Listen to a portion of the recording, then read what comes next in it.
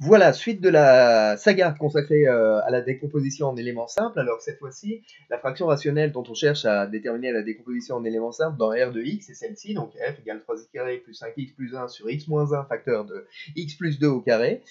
C'est une fraction rationnelle, alors maintenant vous êtes habitués. La première chose que l'on regarde, c'est le degré de cette fraction rationnelle. Le degré du numérateur moins le degré du dénominateur, donc c'est 2 moins 3, c'est moins 1, c'est bien strictement négatif, donc ça c'est déjà une bonne nouvelle. Ça veut dire que la partie entière de la fraction rationnelle f est nulle. Et par contre, la différence, c'est que les pôles de la fraction rationnelle f ne sont pas tous simples. Alors, 1 est un pôle simple, mais moins 2, c'est une racine de multiplicité 2 du dénominateur, donc c'est un pôle double cette fois-ci.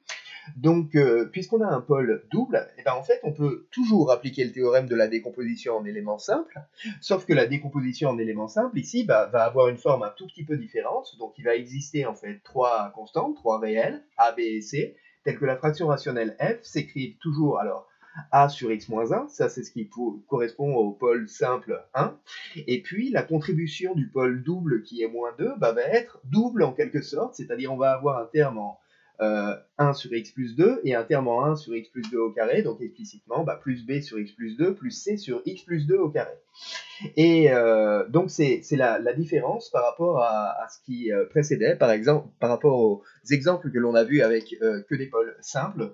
Cette fois-ci, donc l'écriture va être un tout petit peu différente lorsque on va avoir des pôles de multiplicité supérieure, et un pôle double en particulier. Une fois que l'on sait que f se décompose sous cette forme-là, il s'agit de trouver les valeurs de a, b et c. Trouver les valeurs de A et de C, c'est simple, ça se fait par multiplication-évaluation. Donc pour trouver la valeur de A, on multiplie toute cette expression par x-1 et on évalue en x égale 1, ce qui donne la valeur de A qui est égale à 1. Je vous laisse vérifier le calcul, une fois que vous savez ce qu'il faut faire, c'est facile à vérifier. Pour trouver la valeur de C, on va multiplier par x plus 2 au carré et évaluer tout en moins 2, ce qui va nous donner simplement C égale moins 1. Donc ça, les valeurs des deux extrêmes ici se trouvent par multiplication-évaluation.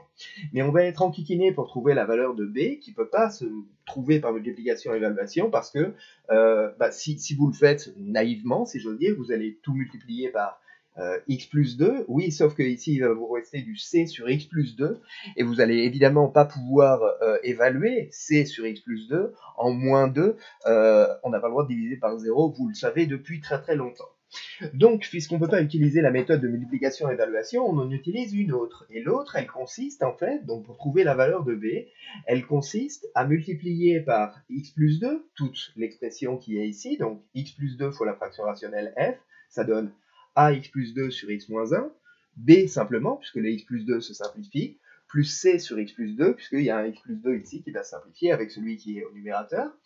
Et au lieu d'évaluer cette expression-là en moins 2, puisqu'on ne peut pas le faire, on va calculer la limite en plus l'infini de cette expression-là. C'est-à-dire on va faire comme si ceci, c'était des fonctions de la variable x, et on va calculer la limite en plus l'infini de chacun des deux termes.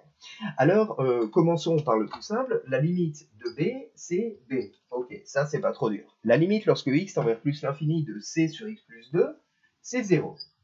La limite lorsque x tend vers plus l'infini de x plus 2 sur x moins 1, c'est un polynôme de degré 1 sur un polynôme de degré 1. Le rapport des termes de plus haut degré, c'est égal à 1. Donc la limite de la fraction ici, c'est 1. Donc la limite de a fois la fraction, c'est a. Donc a plus b plus 0, si vous voulez. Et de l'autre côté, la limite de cette fraction rationnelle-là, donc de x plus 2 fois f, c'est encore une fois donc un polynôme sur un polynôme. Donc on regarde le rapport des termes de plus haut degré. En haut, le terme de plus haut degré, c'est 3x carré. Et en bas, x moins 1 fois x plus 2. Le terme de plus haut degré de ceci, ça va être x carré, x carré, x carré. Et donc 3x carré sur x carré, évidemment, ça vous donne 3. Donc la limite en plus l'infini du terme de gauche est égale à 3. Bilan, 3 est égal à a plus b. Vous connaissez la valeur de a est égal à 1. Donc vous en déduisez que b est égal à 2. Et ainsi, vous avez pu trouver la valeur de B. Donc ici, on a utilisé non pas la méthode de multiplication-évaluation pour trouver le dernier coefficient, mais celle de multiplication passage à la limite. Alors, deux petits compléments là-dessus. En fait, il y avait encore une autre manière pour trouver la valeur de B. Dès lors que vous connaissez la valeur de A et que vous connaissez celle de C, vous connaissez la valeur de A, vous connaissez la valeur de C, il vous reste à trouver une seule, vous n'avez plus qu'une seule inconnue, qui est B. Eh bien, vous pouvez aussi, on aurait pu aussi évaluer cette relation-là en n'importe quoi qui n'est pas une valeur interdite. Par exemple, en x égale 3, disons, on aurait calculé f de 3, ceci, a sur x moins 1, on aurait pu le calculer puisqu'on connaît la valeur de a, c sur x plus 2 au carré, on aurait pu le calculer aussi, et donc on en aurait déduit la valeur de b. En clair, une fois que a et c sont déterminés, ici, vous n'avez plus qu'une seule inconnue qui est B, et donc pour trouver cette seule inconnue, il vous suffit d'avoir une équation. Bon. L'autre remarque qu'il y a à faire, c'est que cette méthode, évidemment, cette écriture, disons, qui est un tout petit peu différente pour la décomposition en éléments simples, elle se généralise, c'est-à-dire que si au lieu d'avoir un pôle double, vous aviez un pôle triple cette fois-ci, donc si la fraction rationnelle c'était le même numérateur sur x-1 multiplié par x plus 2 au cube, eh bien cette fois-ci il aurait fallu rajouter dans cette décomposition-là un terme, c'est-à-dire que dans ce cas-là, il existerait 4 réels, a, b, c et d, tels que f s'écrivent a sur x-1, et puis pour la contribution du pôle triple, b sur x plus 2, plus c sur x plus 2 au carré, plus d sur x plus 2 au cube. Encore une fois, les valeurs de A et de D auraient été simples à trouver par multiplication-évaluation. Et puis après, il aurait fallu jongler pour trouver les valeurs de B et C. Jongler avec les deux méthodes dont je viens de vous parler. Donc la méthode de multiplication limite et celle qui consiste à prendre la relation, l'évaluer quelque part en un certain réel qui n'est pas un pôle, qui n'est pas une valeur interdite, pour trouver donc deux équations aux deux inconnues restantes, B et C. Donc voilà pour ceci, donc voilà pour cet exemple de décomposition en éléments simples, dans le cas où tous les pôles de la fraction rationnelle ne sont pas simples.